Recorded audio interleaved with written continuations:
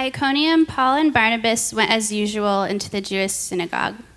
There they spoke so effectively that a great number of Jews and Greeks believed.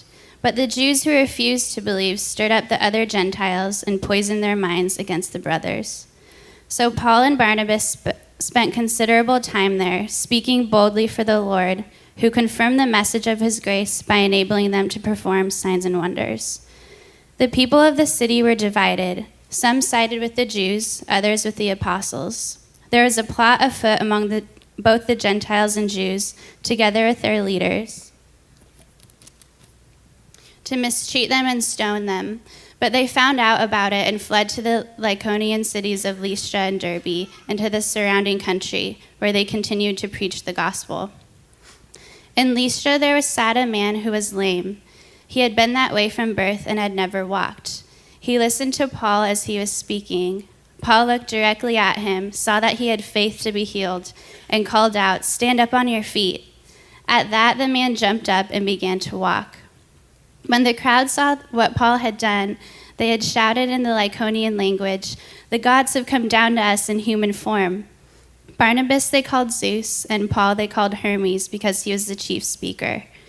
The priest of Zeus, whose temple was just outside the city, brought bulls and wreaths to the city gates, because he and the crowd wanted to offer sacrifices to them. But when the apostles Barnabas and Paul heard of this, they tore their clothes and rushed out into the crowd, shouting, "Friends, why are you doing this? We too are only human like you.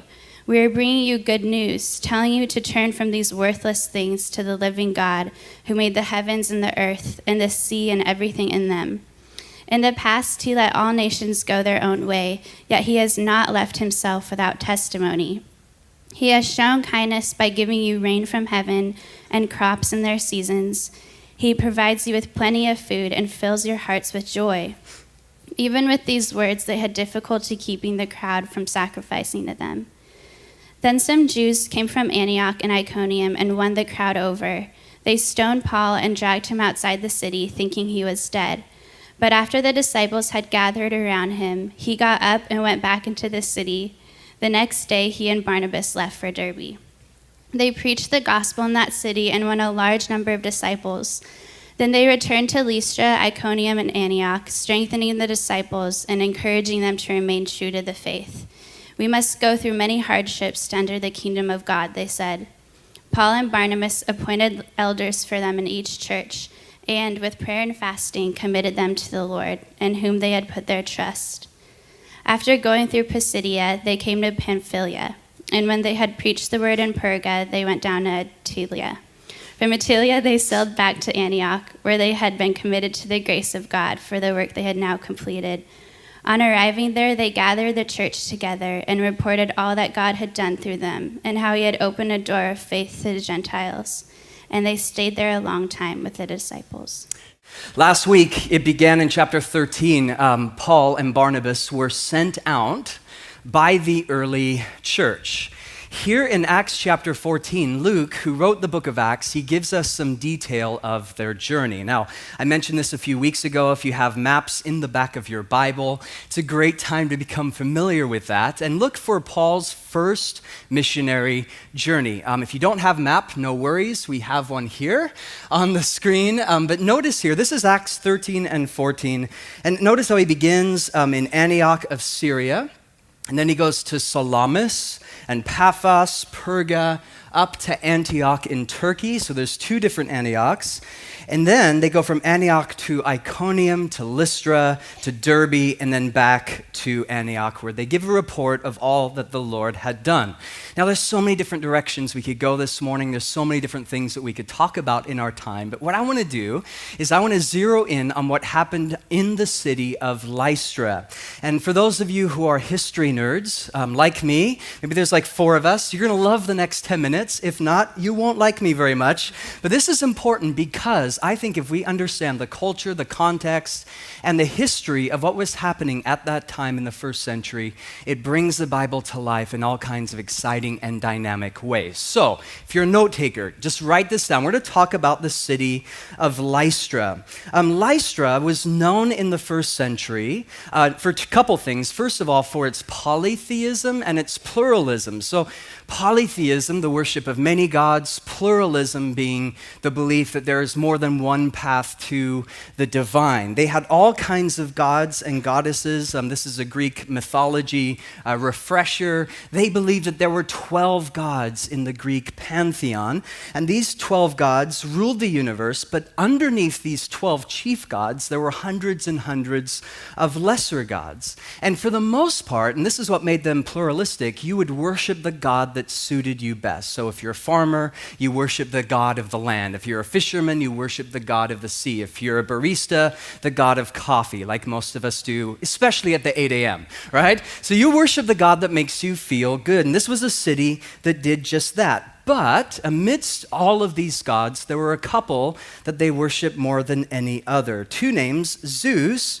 and Hermes. Now, Zeus was the chief god of all the gods in the Greek pantheon, and Hermes was the chief speaker for the gods. And archaeologists to this day have done a ton of research. This is modern day Turkey. They've dug up a lot of stuff, and they have found all kinds of statues to these gods and all kinds of inscriptions, especially to Zeus in the city of Lystra. There's temples dedicated to him. In fact, there was a stone altar. If you went to go visit the city of Lystra, Paul and Barnabas, one of the very first things they would see is this altar dedicated to the worship of Zeus and Hermes. So this is a deeply spiritual, deeply religious culture. And when Paul and Barnabas show up in the city, it says that the people of the city thought that they were Zeus and Hermes. And they start to worship them. So they get out their knives, their sacrificial altars. They're about to kill these animals. They're about to worship these guys as divine. Now, why would they think that about Paul and Barnabas? Again, let's get into some history. There was a Roman poet. His name was Ovid, first century Roman poet. And he wrote a book called the Metamorphoses. In the Metamorphoses, he tells these stories of the gods and their interaction with humans. And he has this one story that the city of Lystra in particular remembered. And it was the story of Zeus and Hermes who went into the city and they went disguised as ordinary travelers. So they're dressed in just ordinary, dirty clothes. They come in looking for shelter, looking for someone to help them, but no one did. There was no hospitality. So they go from house to house to house. They're pushed away, pushed away. Finally, they come to the house of an elderly couple, Philemon and Bacchus. And this elderly couple took Zeus and Hermes inside. Well, long story short, Zeus and Hermes reveal themselves to this elderly couple and are like, hey, we're gods. And so they worship them, and they were so upset with the city, they destroyed the rest of the city, and they turned their house of Philemon and Bacchus into a temple, and they turned Philemon and Bacchus into trees. Now, I don't know why that's a reward. Kind of stumps me. But so this was a story that was deeply, deeply part of their culture. Now I want you to imagine, like this is just part of their history. This is part of their narrative. All of a sudden, it's the first century, you have two guys that show up into their city, Paul and Barnabas. They're talking about the divine. And they're not only talking about the divine, there's all kinds of miracles that are taking place behind the scenes. We see there's a guy who's crippled, who is made whole. There's signs, there's wonders. God is doing incredible things. The inhabitants of the city put two and two together. They're like, oh my goodness, this must be the gods. They've come back to us. They're giving us a second chance. And you know what? We don't want to mess it up this time. I kind of like my house. I don't want it to be destroyed.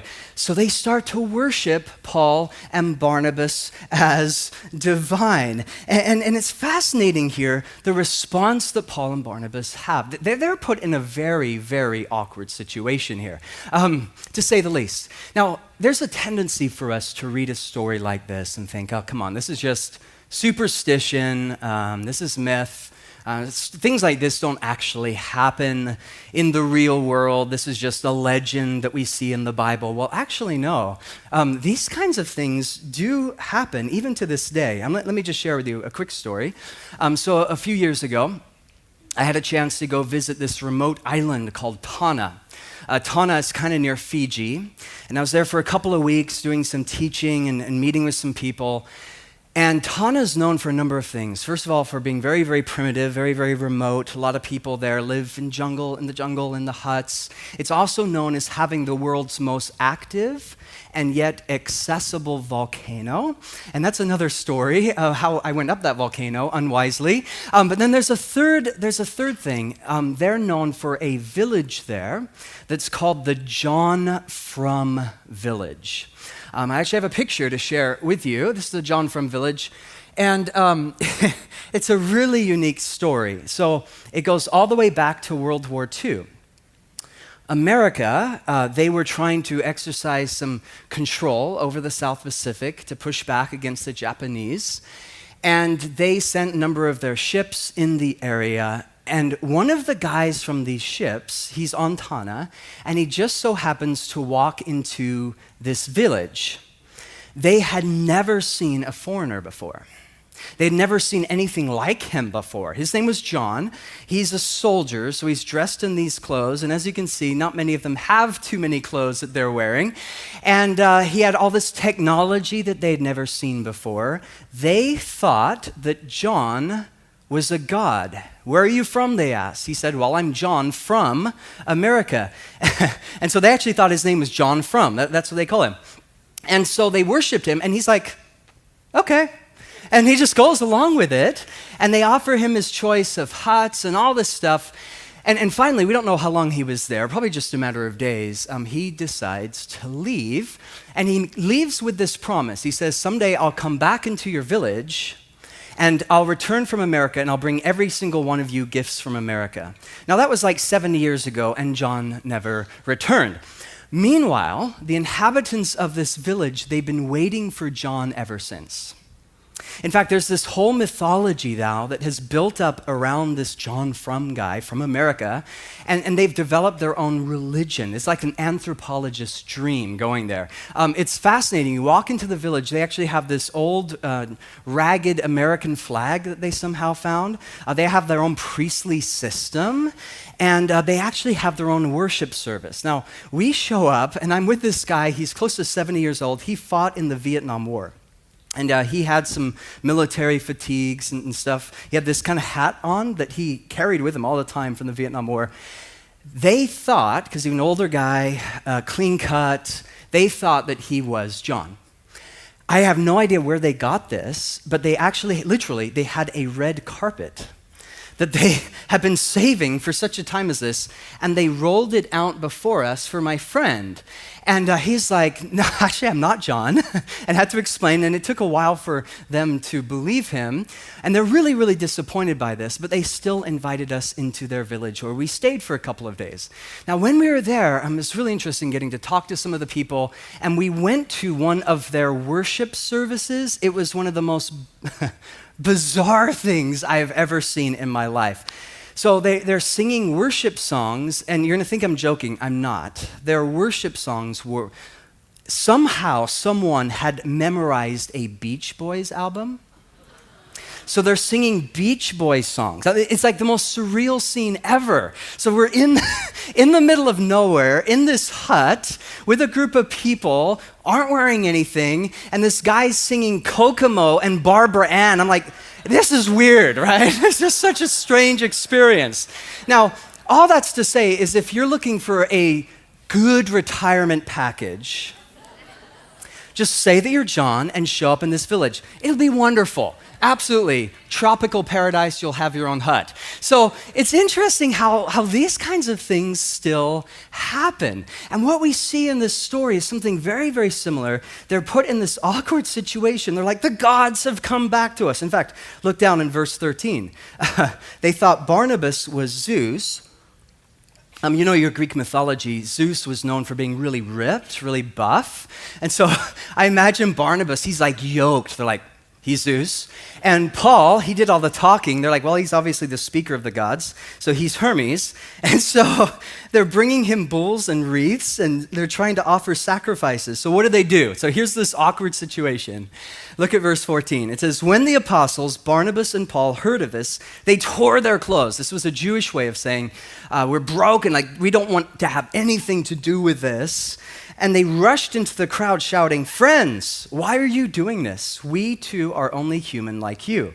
We are bringing you good news. And then verses 15 through 18, Paul tells them what the good news is. Now, this is what I want us to keep in mind. This is the very first time in the book of Acts where Paul is addressing a non-Jewish crowd.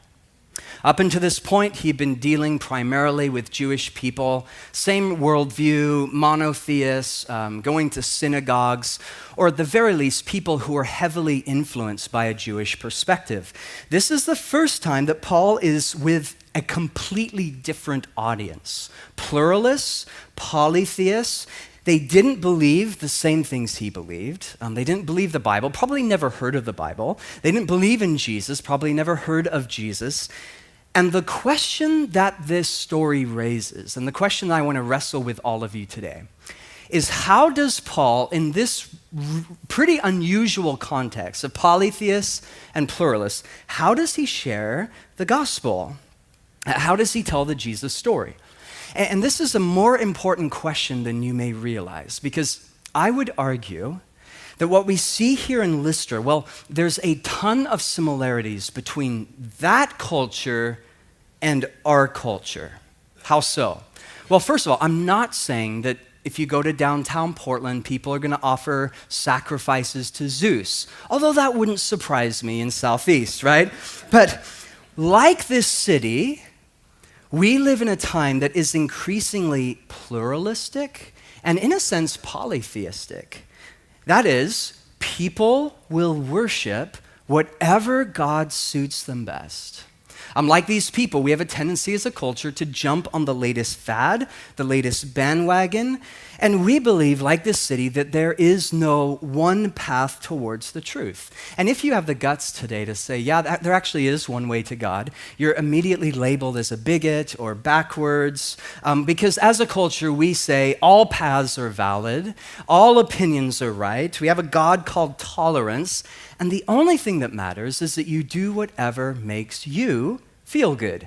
The poet Steve Turner, maybe some of you have heard this, he said, we believe that all religions are basically the same. And then he's real sarcastic. He's like, they only differ on matters of creation, sin, heaven, hell, God, and salvation. In other words, everything. So like Lystra, I think we are deeply confused about our spirituality, deeply confused about our understanding of the divine. So here's the question that I'm circling back to. How do we, in this kind of pluralistic culture, how do we share the good news of Jesus in a way that connects with people, in a way that engages our culture? How do we communicate his love? So I want to share with you, before we go today, 3 thoughts from the story about how we can do this that we see with the Apostle Paul. So if you're a note taker again, grab a pen, piece of paper, 3 thoughts, and we will be done. You guys ready? Awesome. 3 of you, praise God. Let's go. Number 1, identify the longings. Identify the longings. It really struck me a couple days ago. Lystra was a city desperate for the presence of the divine. I mean, they're so hungry for God, right? In fact, they're so desperate that 2 random guys show up and there's some miracles and healings and they're teaching. They're like, okay, let's worship them. Now the irony that's embedded in the story is that they're looking for gods who would come in human form. What's the message that Paul is sharing? It's all about a God who would come in human form. But it wasn't Zeus or Hermes, it was Jesus. In other words, deeply ingrained in their cultural narrative was this longing, whether conscious or subconscious, for a God who would become man.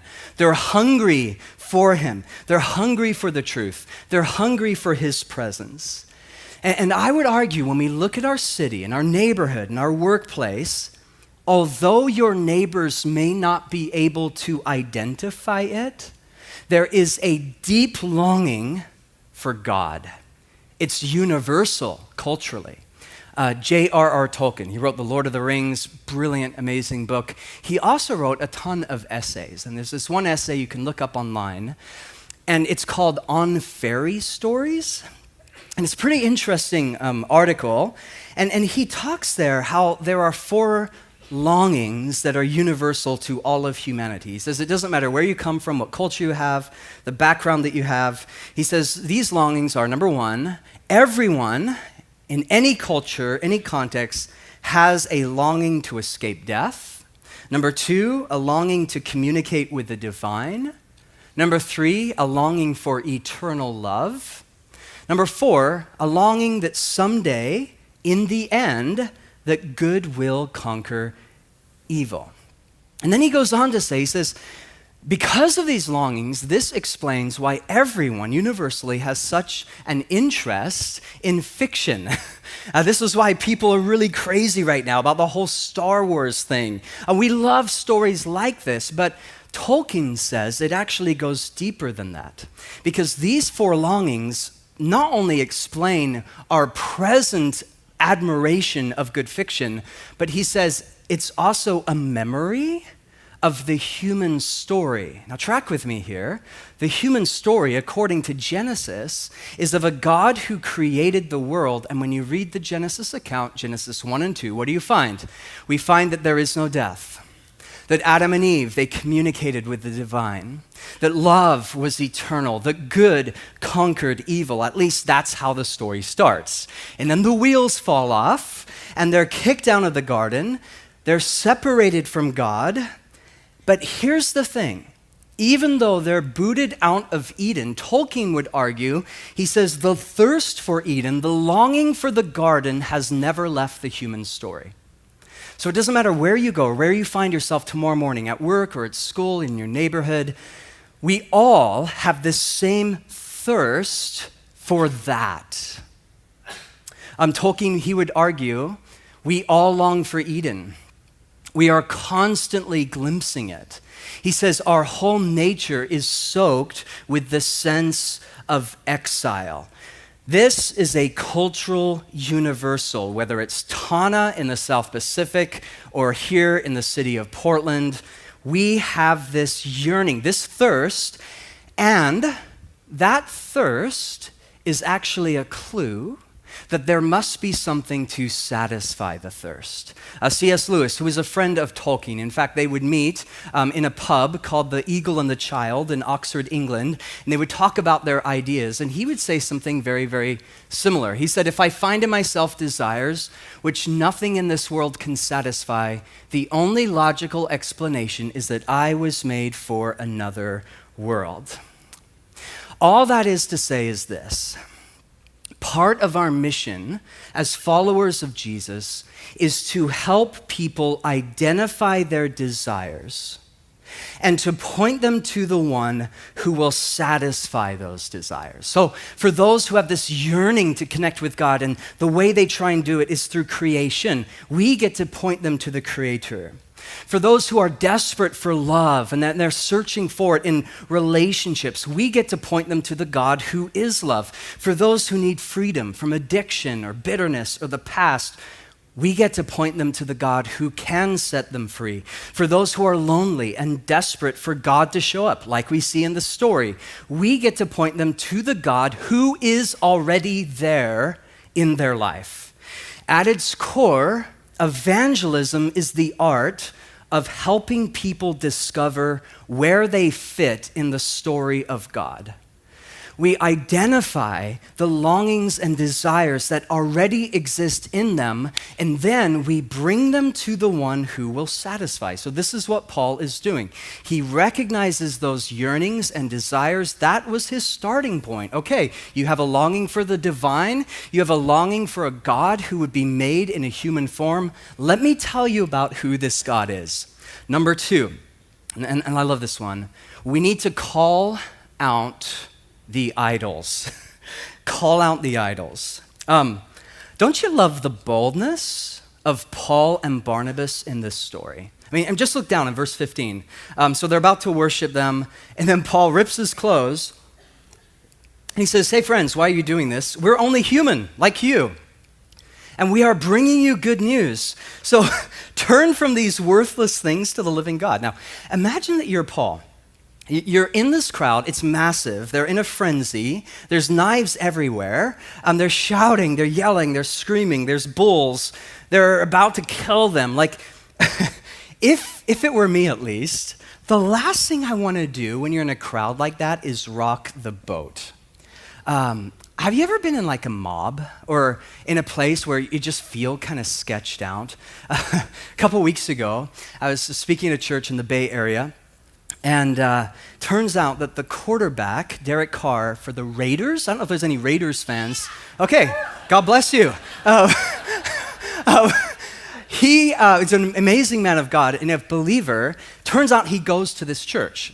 So long story short, they offered me, he's like, hey, do you want a free ticket to the game this afternoon? I'm like, let me pray about it, yes. And so I had a chance to go. And it was such an amazing experience. Got to sit with his family, incredible view of the field. Now they lost the game, but still, it was an amazing experience. But the only thing that wasn't amazing was, I don't know if you've ever been to a Raiders fan before, but what is up with the parking lot? Like, we parked like a mile away, me and my friend, and we had to navigate our way through these tailgate parties. Everyone is dressed in black.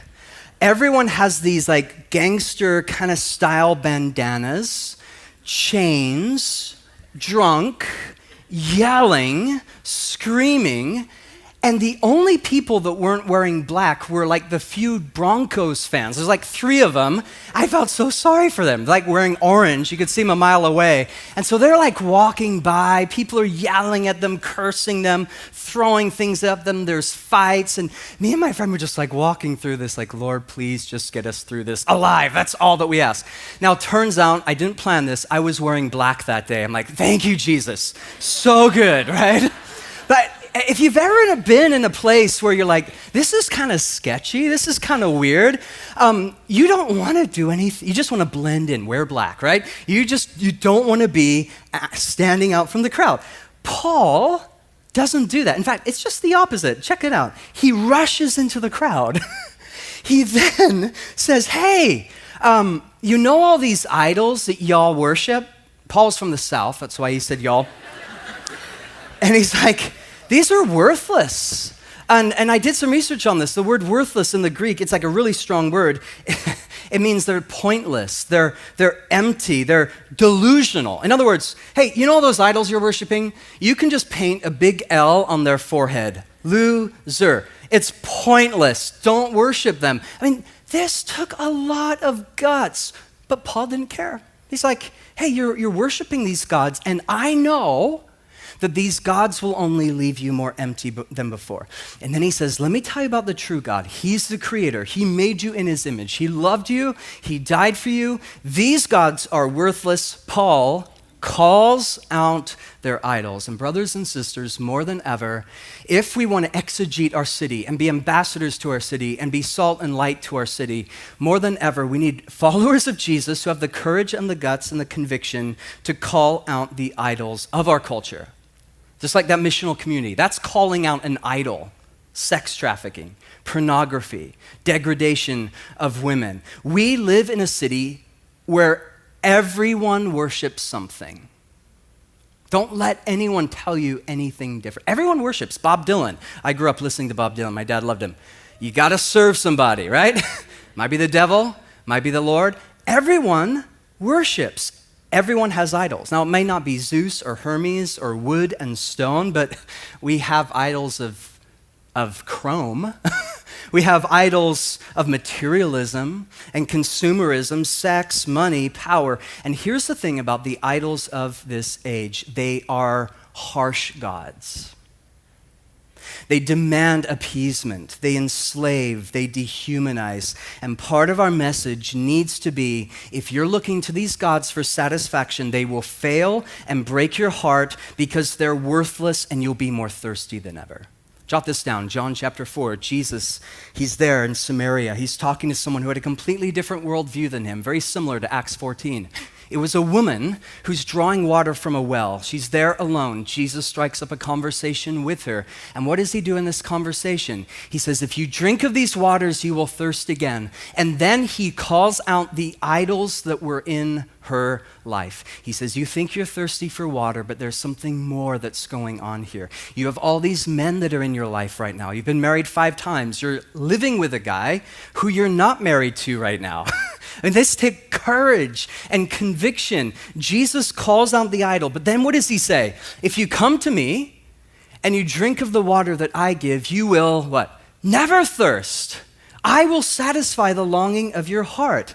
Tomorrow morning, this afternoon, as we go into our city, we need to call out the idols, injustice, pornography, addictions, apathy, boy bands, all of these things, right? We call them out, right? We get to say, like Jesus, if you drink of these waters, you're going to thirst again. It's not going to satisfy. But if you come to Jesus, he will fulfill the longing of your heart. He will meet your deepest need. If you come to him, you're a new creation, and the old things are passed away, and all things are made new. This is your message. This is our message. This is what we call the good news. So number one, how do we engage in a culture that is increasingly pluralistic, polytheistic? Number one, identify the longings, the thirst. Number two, we call out the idols. And number three, and I love this one, we practice radical love. Notice in the story, it's not just the words that Paul and Barnabas said, but it's the things that they did. They didn't just come with a message, but they also came bringing the power of God in visible form. Verse 3, there's signs and wonders. Verse 9, a crippled man is healed. And then look down at verse 19. This is so interesting. They turn on Paul and they stone him. We've talked about this. When the Bible says someone's stoned, it's not 420 friendly. It's not Measure 51. We're not talking marijuana. We're talking rocks, right? They kill him. They drag him outside of the city, or at the very least, he's unconscious. The disciples, they gather around him, and he's healed. He's revived, and now, this blows me away. He gets up, and what does he do? He goes right back into the city. Oh my gosh.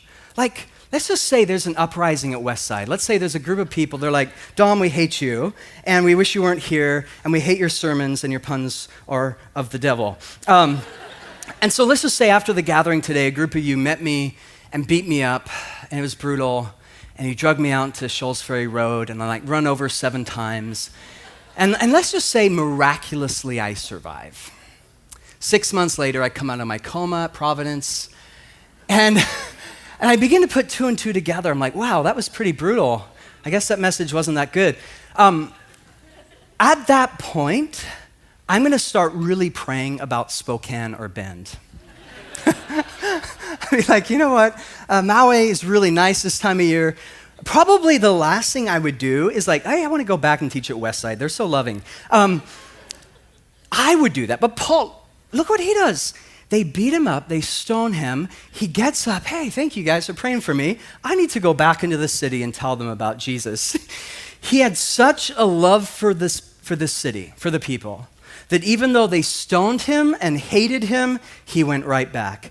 And check this out. Chapter 16, we're going to get there in a couple of weeks, tells us what happened because Paul went back. A church was planted. The church grew. The church planted other churches. In fact, a young man came out of Lystra who would become a pastor. Anyone knew who he is? Yeah, Timothy. Timothy came out of Lystra. He would pastor the city of Ephesus. Paul, he would write a couple letters to him. It's insane what God did. But this is what I want us to notice. The revival in this city happened because there was someone, Paul, who wouldn't stop loving them. He shared for them, cared for them. He was broken for the city. And even though they beat him and stoned him and mocked him, this was a love that could not be stopped. Now, Paul, he put it this way in 2 Corinthians 5. It's one of my favorite verses in Corinthians. He says, "It is the love of Jesus that compels me." At the end of the day, that right there is what will make an unbelieving city believe. It will not be our songs. It will not be our style of church. God knows it won't be our sermons. We could speak with the tongues of men and angels, but if we have not love, it profits us nothing. But when you have a group of people who say, you know what, we're not just going to talk about love, we're actually going to practice love, that is what will change a city. And the good news is I could share so many stories of how this is happening in our community. We had a powerful example a few minutes ago with that missional community fighting sex trafficking. Another example, just a few weeks ago, I had a conversation with a guy. He's been coming to Westside for a few weeks. I talked to him. He's like, hey, Dom, just wanted to introduce myself. And been coming to your church for a little while. And I just want to let you know, it's like the most loving community I've ever seen. Like, everyone is so friendly to me. I'm like, awesome. We start talking. And at one point in the conversation, he's like, you know what? I'm not even a Christian. I'm like, wow, okay. Well, you want to become one, like right now? And he said, well, I'm still praying and thinking it through and processing it intellectually. But he said, I tell you what, if you guys keep this up and keep loving me this way, it's only a matter of time.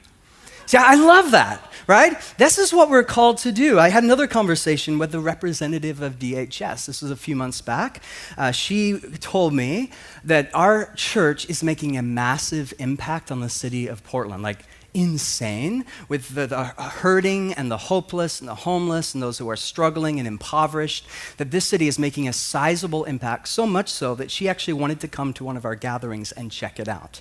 And so she comes to one of our gatherings, she hears the gospel, it was Baptism Sunday, and she's like first in line, gets baptized. I talk to her afterwards. She gives me this great big hug, and she's like, you know what, I'm so excited to begin this journey with Jesus. And could you pray for my daughter, she said. She's like 19 years old, struggling with drugs, and can we just pray for her? So we prayed together for her daughter. A few weeks go by, she comes back to Westside, her daughter comes for the very first time, and it turns out it was Baptism Sunday. She hears the gospel, and she's first in line and gets baptized. You see, it's this kind of stuff that we see all over the book of Acts. Check out this quote, Mother Teresa, she said, not all of us can do great things, but we can do small things with great love. So what are the small things that God is calling you to do? Or we could put it this way, what would it look like for you to love our city? In an age of pluralism and idolatry and confused spirituality, what would it look like for you to love your neighbors, your workplace, your school? And again, I'm not talking massive stuff here. I'm talking just a simple conversation. Inviting someone over to your home for dinner, sitting down for a cup of coffee, sharing your heart, inviting them into your missional community, or maybe caring enough to call out the idols in their life, or check this out, this could be a whole nother sermon, being there for them when the idols of their life die. People are used to gods that die. They'll worship a god for a year, maybe two, they love it, and then it falls apart on them, and then they hate it. Just like this story. We love you, you're Zeus. No, you're not. Let's stone you, we hate you. Get out of here. Idols have a short shelf life. They're fickle and they fail. But listen, we get to share of a God that will never fail. A real God will never abandon you. A real God, you can push him away, but he comes running back. A real God, you can stone him, but he marches right back into the city. A real God, you can crucify him if you want, but he rises again. A real God, you can hate him, but he will only love you in return. And brothers and sisters, Westside family, what Portland needs is a group of people who will embody a radical love like that. To say like Jesus to the woman at the well in your story, if you drink of these waters, you will thirst again. But if you drink of the waters that I give, you will never thirst again. Amen?